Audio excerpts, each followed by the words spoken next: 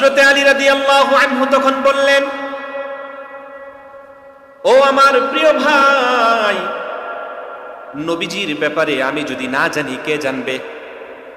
আমি এমন একজন মানুষ, নবীজির কাছে সর্বপ্রথম যখন ওহী এসেছে, পারিবারিকভাবে নবীজি যখন দাওয়াত পৌঁছাইছে, তখন দ্বিতীয় যে মানুষটি ইসলাম গ্রহণ করেছে আমি সেই মানুষ হযরতে আলী। আমি তোমাকে নবীজির সন্ধানে নিয়ে যাব, কিন্তু একসাথে যাইতে পারবা না, পিছনে পিছনে থাকতে হবে, আমি সামনে সামনে চলে যাব। যদি অবস্থা এমন হয় অনেক মানুষ নবীজি যেখানে থাকে সেখানে অনেক মানুষের সমাগম থাকে, তাহলে আমি দূর থেকে একটি পাথর নিক্ষেপ করব, যে রাস্তায় যেই তাঁবুর দিকে পাথর নিক্ষেপ করব তুমি ভেবে নিবা ওই তাঁবুর ভিতরে বিশ্বনবী মুহাম্মদুর রাসূলুল্লাহ সাল্লাল্লাহু আলাইহি ওয়াসাল্লাম আছেন। এ কথা বলে হযরতে আলী রাদিয়াল্লাহু আনহু আবু যর গিফারিকে সাথে নিয়ে রাস্তা চলতেছেন। চলতে চলতে হঠাৎ করে নবীজির যেই তাঁবুর ভিতরে অবস্থান করছেন সেই তাঁবুর কাছাকাছি চলে এসেছেন।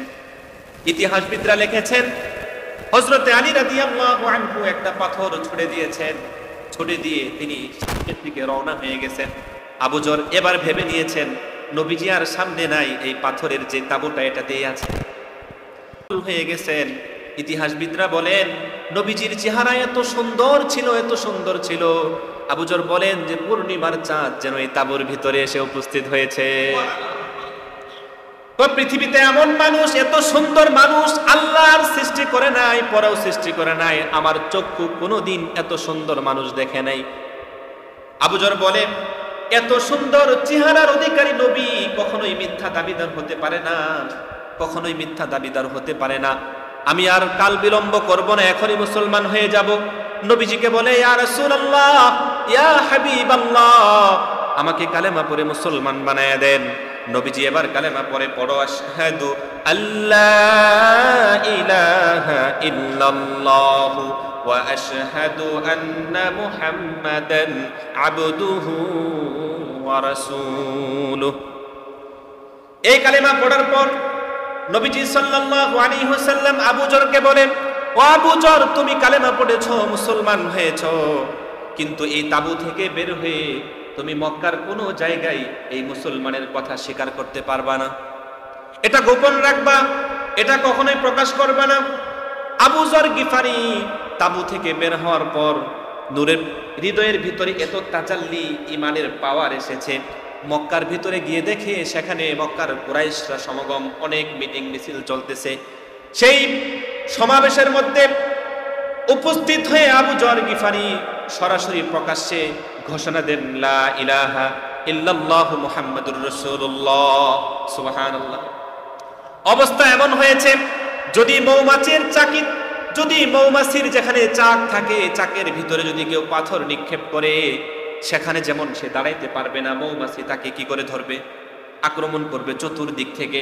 আবু যর গিফারি যখন ঘোষণা দিলেন আমি মুসলমান হয়েছি, নবীজির কালেমা পড়েছি, মক্কার কুরাইশরা চতুর্মুখ থেকে তাকে এমন ভাবে আক্রমণ করলো, অনেক মারধর করলো, পাথর নিক্ষেপ করলো। এমন সময় আব্বাস রাদিয়াল্লাহু আনহু তিনি আসলেন। আব্বাস রাদিয়াল্লাহু আনহু এসে বলেন, এই মক্কার কুরাইশরা, থামো থামো থামো, তোমরা কাকে মারছো? তোমরা জানো নি সে কে? গিফার গোত্রের যুবক। তোমরা যে ব্যবসার জন্য সিরিয়ায় যাবা, শাম যাবা, এই গিফার গোত্রের উপর দিয়ে তোমাদেরকে যাইতে হবে, সুতরাং এখন যদি তাকে মারো তোমাদেরও কিন্তু ছাড় দেওয়া হবে। এ কথা আব্বাস বললেন। বলার পর কুরাইশরা থেমে গেলেন। পরের দিন আবার আবু যর গিফারি ঘোষণা দিলেন, আমি তো মুহাম্মদের কালেমা পড়েছি, আমি এটা কেন গোপন রাখবো? প্রিয় ভাইয়েরা আমার, দেখেন কিভাবে একজন সাহাবী ইসলাম গ্রহণ করেছেন, ইসলাম কবুল করেছেন। সর্বপ্রথম সাহাবায়ে কেরামের মধ্যে যিনি সর্বপ্রথম এই কালেমার বাক্য ইসলামের কথা প্রকাশ করেছেন তিনি হলেন আবু যর গিফারি।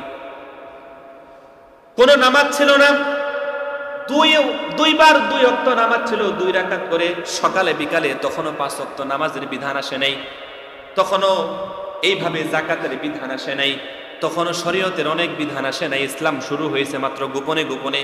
3 বছরে গোপনে মাত্র 40 থেকে 50 জন মুসলমান হয়েছে। 3 বছরে কয়জন? 40 থেকে 50 জন। গোপনে গোপনে সবকিছু চলতেছে।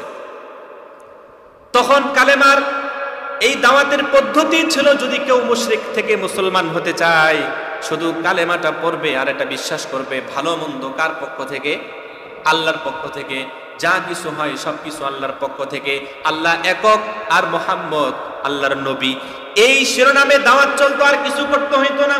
শুধু এই কালেমা পড়ার কারণে হযরতে বেলাল রাদিয়াল্লাহু আনহু যখন কালেমা পড়লেন, তার মুখ থেকে জিহ্বা বের করে পেরেক ঢুকিয়ে দেওয়া হয়েছিল।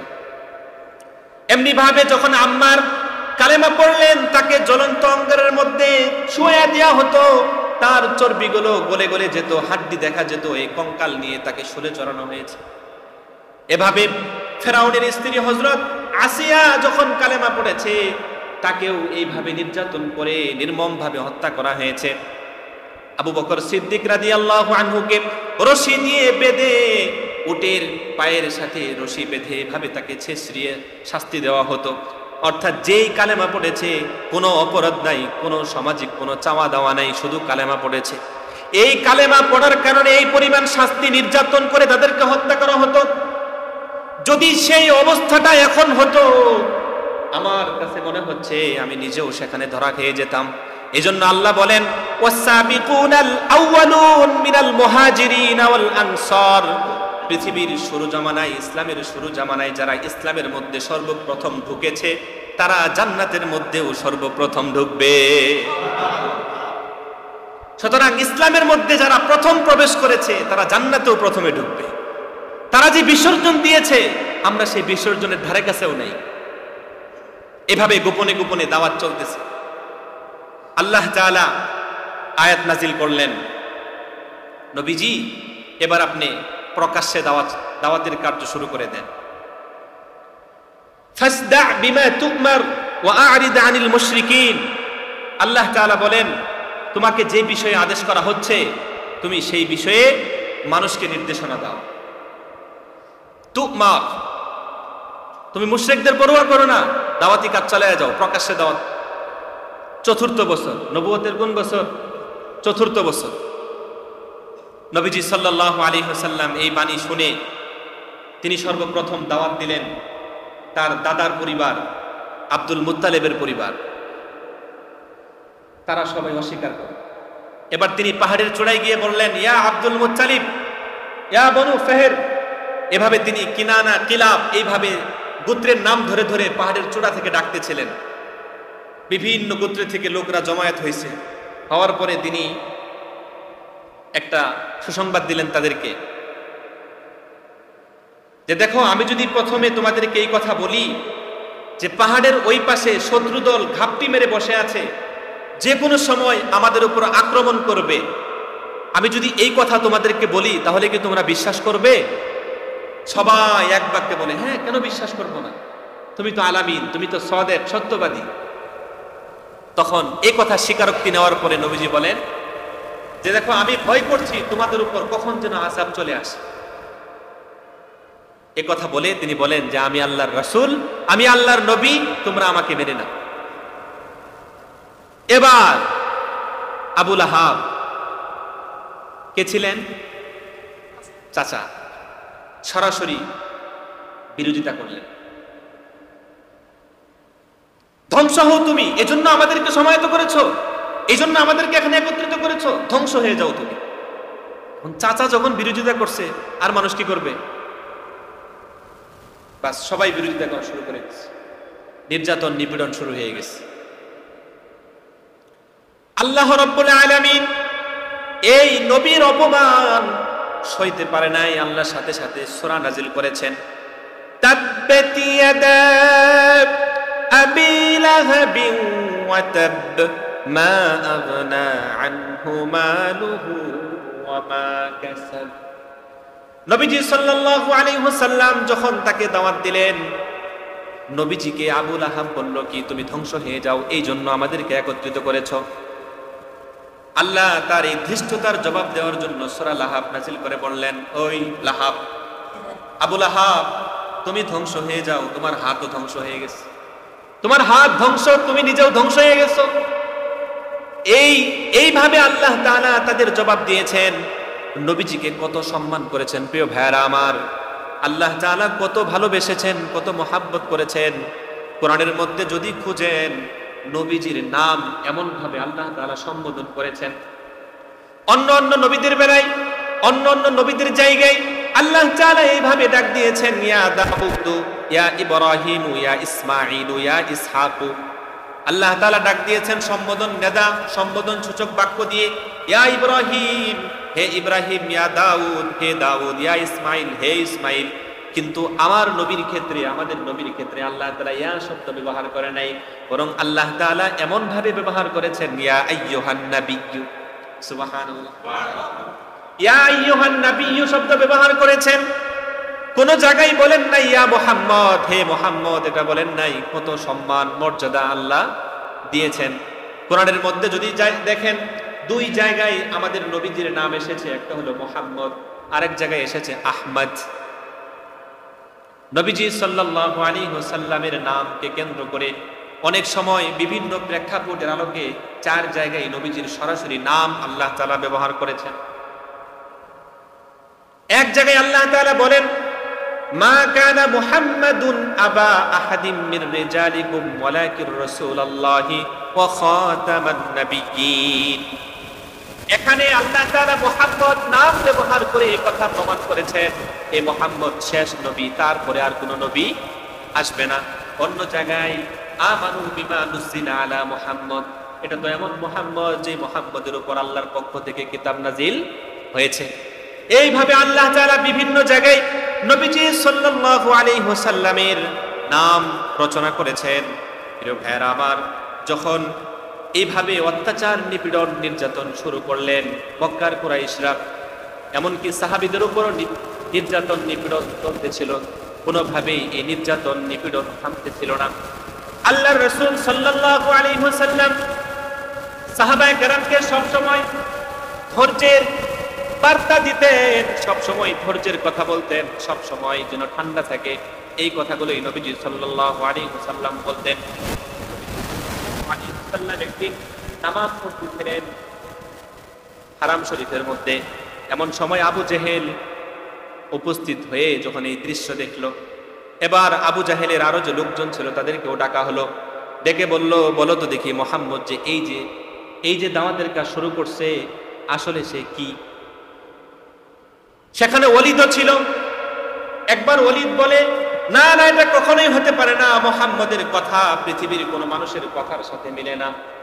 এটা এমন একটা বাক্য, এমন একটা কালাম, এমন একটা রচনা যেটা পৃথিবীর কোন মানুষের রচনা হতে পারে না। এটা এবার আবু জাহেল বলে, তুমি ভেবে চিনতে বলো, পাগল হয়ে যেও না। ওলীদ ভেবে চিনতে বলে, তাহলে মুহাম্মদ জাদুকর। ওলীদ আবার বলে, তাহলে মুহাম্মদ গণক। কিন্তু প্রথমে সঠিক কথা বলছিল। আবু জাহেলকে মারার জন্য বলছে, সত্যি কথা বলবা, এই যে প্রতিদিন যে তুমি একা একা মুহাম্মদের তেলাওয়াত শুনতে যাও, তেলাওয়াতের মধ্যে কি আছে বলো? আবু জাহেল আগের দিন ঘোষণা দিয়ে দেয়, মুহাম্মদের তেলাওয়াত কেউ শুনতে পারবা না। ওই যে ও জাদুকর, ওর তেলাওয়াত শুনলে তুমি কিন্তু শেষ। আমাদের বাপদাদার ঐতিহ্য, এখান থেকে তুমি স্থানান্তর হয়ে মুহাম্মদের কাছে ভর্তি হয়ে যাবা, ওর তেলাওয়াত শুনতে পারবা না। এই ঘোষণা দিয়ে পরের দিন সে সর্বপ্রথম যায় উপস্থিত। সূর্যের কিরণ পৃথিবীতে উকি দেওয়ার আগে আবার দৌড়, নির্দিষ্ট জায়গায় গিয়ে সব একসাথে আসে। আপনারা বললেন যাবেন না, আজকে গেছেন কেন? আজকেই শেষ, আর যাব না। এইভাবে করতে করতে লাঠি নিয়ে গেছে আবু জাহেলকে মারতে। আপনি বলেন আসলে মুহাম্মদের তেলাওয়াতে কি আছে? তখন বলে, মুহাম্মদের তেলাওয়াতটা এমন যেই তেলাওয়াত কোনো মানুষের রচনা হতে পারে না। সুবহানাল্লাহ। যেই তেলাওয়াত পৃথিবীর কোনো গ্রন্থ হতে পারে না। এটা এমন একটা তেলাওয়াত যেটা সমস্ত মানুষকে, এই পৃথিবীকে যিনি নিয়ন্ত্রণ করছেন, সৃষ্টি করছেন, তার পক্ষ থেকে এই তেলাওয়াত। তখন আবু জাহেল বলে, আরে তুই তো পাগল হয়ে গেছিস, ভেবে চিনতে বল, কোথায় হলে মোহাম্মদ জাদুকর।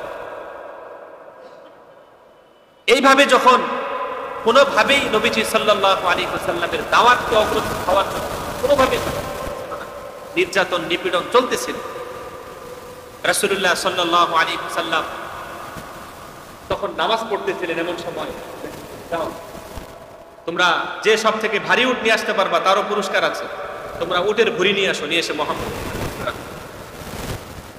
নাউযুবিল্লাহ বলেন। তখন আবু বকর সিদ্দিক রাদিয়াল্লাহু আনহু এসে বলেন, তাকুলুনা রাজুলান আইয়াকুনা রাব্বি আল্লাহ, তোমরা কি এমন ব্যক্তিকে হত্যা করতে চাচ্ছ যে শুধু বলে আল্লাহ? তোমরা এমন ব্যক্তিকে মারতে চাচ্ছ যে শুধু বলে আল্লাহ?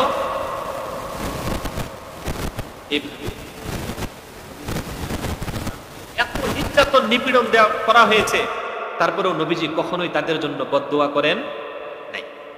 তাহলে কেমন নবী ছিলেন? ভালোটা কাকে বাঁচতেছি আমরা, কার জন্য জীবন উজাড় করে দিচ্ছি, এই নবীকে নিয়ে যখন কেউ কথা বলে ঈমানের পাওয়া। এজন্যই তো হযরত উমর রাদিয়াল্লাহু আনহু সরাসরি মাথা উঠাতেন, বলতে কি সরাসরি নবীজির কাছে গিয়ে বলতেন, ইয়া রাসূলুল্লাহ, সে আপনাদের বিরোধিতা করেছে, খালি হুকুম দেন, ওর মাথা আমি ওর আলাদা করে দেব। এটা ছিল ঈমানের পাওয়া। তাদের ঈমান আর আমাদের ঈমান অনেক পার্থক্য। এজন্য আল্লাহ বলেছেন ওয়াসাবিকুনাল আউয়ালুন। এই জন্য কিছু সাহাবীকে জান্নাতের দুনিয়াতেই জান্নাতের সার্টিফিকেট দিয়ে দিয়েছে। এবং এ কথাও আল্লাহ তাআলা বলেছেন যে আমি তাদের প্রতি সন্তুষ্ট, তারাও আমার প্রতি কি সন্তুষ্ট। রাদিয়াল্লাহু আনহুম ওয়া রাদু আন। এই নবীজি সাল্লাল্লাহু আলাইহি ওয়াসাল্লাম আমাদের কাছে সেরা নবী হিসেবে পাঠাইলেন। পৃথিবীতে কোন নবীকে সারা বিশ্বের জন্য পাঠান নাই। কাকে পাঠাইলেন? সাল্লাল্লাহু আলাইহি ওয়াসাল্লাম, সমস্ত মানুষের জন্য। আল্লাহ তাআলা এই কথা কোরআনের মধ্যে বলেছেন, কুল ইয়া আইয়ুহান নাস ইন্নী রাসূলুল্লাহি ইলাইকুম জামিআ। হে নবী, আপনি বলে দেন মানুষের মধ্যে আমি সকলের কি নবী, আমি সকলের নবী। নবীজি সাল্লাল্লাহু আলাইহি ওয়াসাল্লাম দেখেন সূরা বাকারাতে এসেছে আমানার রাসূল, নবীজি ঈমান এনেছেন, রাসূল ঈমান এনেছেন বিমা উনজিলা ইলাইহি মির রাব্বিহি, তার রবের পক্ষ থেকে তার কাছে যা নাজিল হয়েছে তিনি সেগুলোর প্রতি ঈমান এনেছেন। ওয়াল মুমিনুন, এবং তার সাথে সাথে মুমিনরাও কি করতেন? ঈমান। কুল্লুন আমানা, তারা প্রত্যেকে ঈমান এনেছে আল্লাহর মালায়েকাতিহি কুতুবিহি কিতাবিহি ওয়া রাসূলিহি, রাসূলকে এবং তারা একমত হয়েছে লা নুফাররিকু বাইনা আহাদিন মির রাসূলি, আমরা কোন নবী রাসূলের মধ্যে পার্থক্য করি না। মানে নবী যারা এসেছে আমরা সমস্ত নবীর উপর কি রাখি? ঈমান রাখি। কিন্তু আমাদের নবীকে মুহাম্মদ সাল্লাল্লাহু আলাইহি ওয়াসাল্লাম, এইভাবে নবীজি সাল্লাল্লাহু আলাইহি ওয়াসাল্লাম আমাদেরকে বার্তা দিয়েছেন। তো যারা এই নবীজি সাল্লাল্লাহু আলাইহি ওয়াসাল্লামের সুন্নাহকে, নবীজির সিরাতকে যারা গ্রহণ করবে, তাদের জীবন হবে আলোকিত, তাদের জীবন হবে সুন্দর, তাদের দুনিয়ার জীবনও সুন্দর হবে, আখিরাতের জীবনও কি হবে? সুন্দর হবে।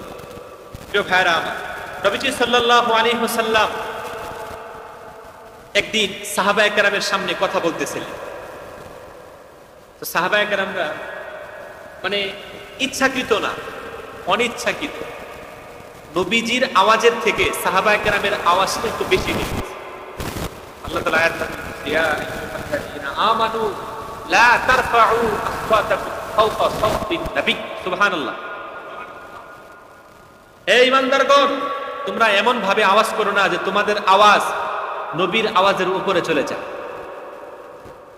চিন্তা করছেন? মানে নবীজিও কথা বলতেছেন, সাহাবায়ে কেরামও কথা বলতেছেন, সাহাবায়ে কেরামের কথাটা নবীজির কথা থেকে কি হয়ে গেছে?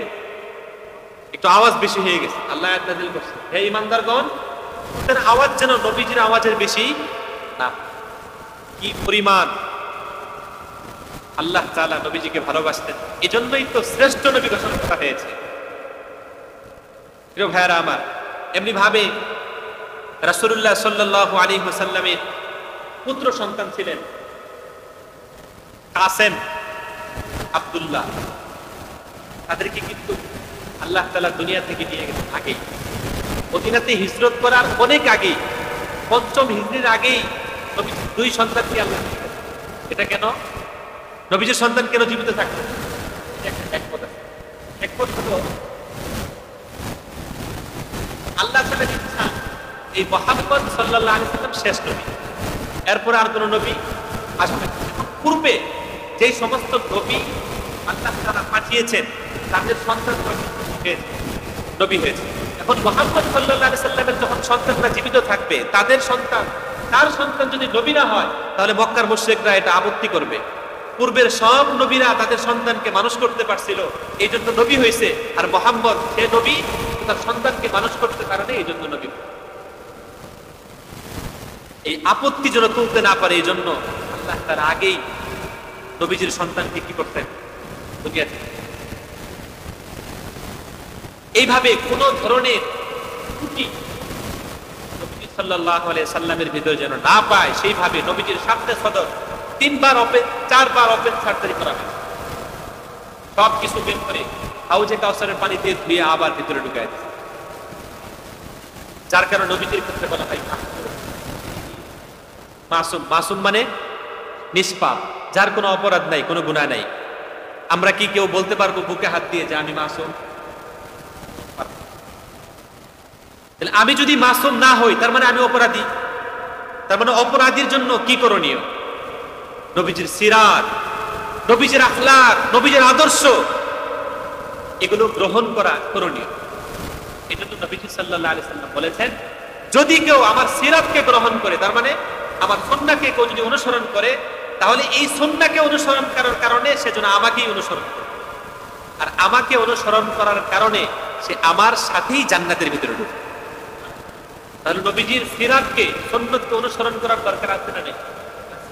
এজন্য প্রিয় ভাইরা আমার, কোরআনের ব্যাপারে মুশরিকদের কোন ধরনের সন্দেহ না থাকে, এজন্য আল্লাহ তাআলা চ্যালেঞ্জ ছুড়ে দিয়েছেন। মক্কার ভিতরে বড় বড় কবি সাহিত্যিক যারা ছিলেন, কাব্য রচনা করতেন, শের গাইতেন, তাদের সামনে আল্লাহ তাআলার কালাম ছোট্ট দুইটা আয়াত বলা হয়, ইন্না আ'তাইনাকাল কাউসার ফাসাল্লি লিরাব্বিকা ওয়ানহার। মক্কার ভিতরে লিখে দেওয়া হয়েছে। বলছে এর পরের মেসরাটা কি হবে, লাইনটা কি হবে? বড় বড় পণ্ডিত সাহিত্যিকরা একত্রিত হয়ে গবেষণা করে বলছে, লাইসা হাযা ভাষা, এটা কোনো মানুষের রচনা হতে পারে? শেষ পর্যন্ত তো আল্লাহ তাআলা আয়াত নাযিল করছেন, তোমরা যে তাকে জাদুগ্রস্ত বলছো, ওমা হুয়া, তোমরা যে তাকে শায়ের বলতেছো, তোমরা যে তাকে গণক বলতেছো, ওমা হুয়া বিকাউলি কাহিন, ওমা হুয়া বিকাউলি শাঈর, বরং সে গণকও না, সে জাদুগ্রস্তও না, বরং তানজিলুম মির রাব্বিল আলামিন, এই কালাম তো এমন যেটা রবের পক্ষ থেকে নাযিল। তার মানে মুশরিকরাও এখানে আপত্তি তুলতে পারে নাই। এমনকি কিয়ামত পর্যন্ত এই কোরআনের বিপক্ষে কেউ আপত্তি তুলতে পারবে না। এখন আপনি আমি যদি হাফেজ নাও হই, কোরআন নাও তেলাওয়াত করি, তারপরেও এই কোরআনকে সংরক্ষণ কে করবেন? আল্লাহ। আল্লাহ সংরক্ষণ করবেন। এ কথা আল্লাহ নিজেই কোরআনের মধ্যে বলেছেন 1450 বছর আগে নবীজির কাছে যখন পাঠিয়েছেন, তখনই এটা বলে দিয়েছেন, ইন্না নাহনু নাযালনা যিকরা ওয়া ইন্না লাহু লাহাফিজুন। এই কোরআন আমি নাযিল করেছি, আমি আর এইভাবে হেফাজত করব। আপনার আমার মাথায় না আসলেও এটা আল্লাহর জায়গায় কি আছে, বিদ্যমান আছে, আল্লাহর কাছে এটা সংরক্ষণ আছে। এজন্য কোরআন যেহেতু আমাদের কাছে এসেছে, আমরা কোরআনকে সব জায়গায় সামনে রাখবেন তো ইনশাআল্লাহ, সব জায়গায়।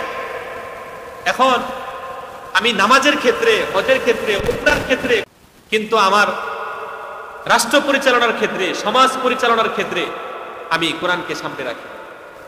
তাহলে আমার তো দ্বিমুখী চরিত্র, কি বলেন? চরিত্র না? আমি ব্যবসা বাণিজ্যের ক্ষেত্রে আমি কোরআনকে সামনে রাখি। এজন্য কোরআনকে সব জায়গায় সামনে রাখতে হবে। কোরআনকে যদি কেউ সামনে রাখে, তাহলে সমাজ থেকে রক্তপাত, মারামারি, হানাহানি, সুদ, ঘুষ, ডাকাতি, ছিনতাই সব কিছু কি হয়ে যাবে? বিলীন হয়ে যাবে। এই জন্য কোরআনকে সামনে রাখতে হবে। রাজি আছেন ইনশাআল্লাহ? এই জন্য প্রিয় ভাইরা আমার, দেখেন নবুয়তের ৫ম বছর রাসূলের চাচা হামজা রাদিয়াল্লাহু ইনি কি করেন? ইসলাম কবুল করেন নবুয়তের ৫ম বছরে। এমনি ভাবে নবুয়তের ৭ম বছর ২৭ বছর বয়সের ছেলে হযরত উমর রাদিয়াল্লাহু আনহু ইসলাম গ্রহণ করেন। সুবহানাল্লাহ। তার মানে নবুয়তের কততম বছর? ৭ম বছর গিয়ে। চিন্তা করছেন কি পরিমাণ মক্কার ভিতরে নির্যাতন। শেষ পর্যন্ত ১০ বছর পর্যন্ত নবীজি সাল্লাল্লাহু আলাইহি ওয়াসাল্লাম কোনো কিছু করতে পারেন নাই। তাদেরকে বয়কট করেছেন শেষ পর্যন্ত। যেখানে তার জন্মভূমি, একটু চিন্তা করেন, যেখানে জন্মভূমি, তার জন্ম থেকে নিয়ে ৫৩টা বছর চেষ্টা করেছেন তার এই জন্মভূমিটা তার জন্য, কিন্তু এমন ভাবে মক্কার কুরাইশরা নির্যাতন করেছে, উপস্থিতি করে বলছে মুহাম্মদ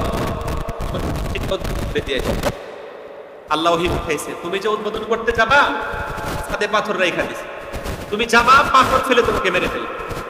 নবীজি আর যাবে? মানুষ ষড়যন্ত্র করে কিন্তু রক্ষা করে কে? আল্লাহ। আল্লাহ এখন নাই, তার কোরআন যদি সামনে রাখে, ইনশাআল্লাহ আল্লাহ আপনাকে শত শত কোটি কোটি গুণ বিপদ থেকে আল্লাহ আপনাকে উদ্ধার করবে। আপনি চিন্তাও করতে পারবেন না কোন জায়গা থেকে আপনার আল্লাহ আপনাকে উদ্ধার করছে, আমাকে উদ্ধার করছে, কল্পনাও করতে পারবেন না।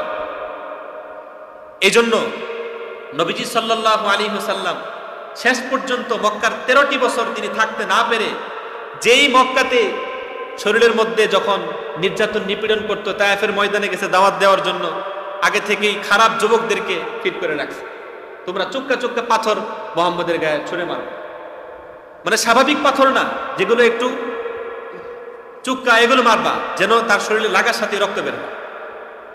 খারাপ ছেলেদেরকে এলিয়ে দিত, এভাবে ছেলেরা নবীজির গায়ে আঘাত করতো, পাথর মারতো, আর নবীজির শরীর থেকে রক্ত বের বেয়ে বেয়ে জুতা মোবারক